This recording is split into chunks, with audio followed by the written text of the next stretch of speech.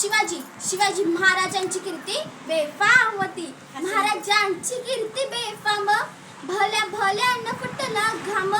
यास कोण घाली सन दरबारी कुस्ती बेगम.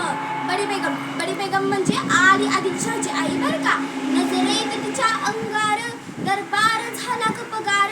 कोणी घेऊन आपला कार साऱ्यांनीच मांडली हार.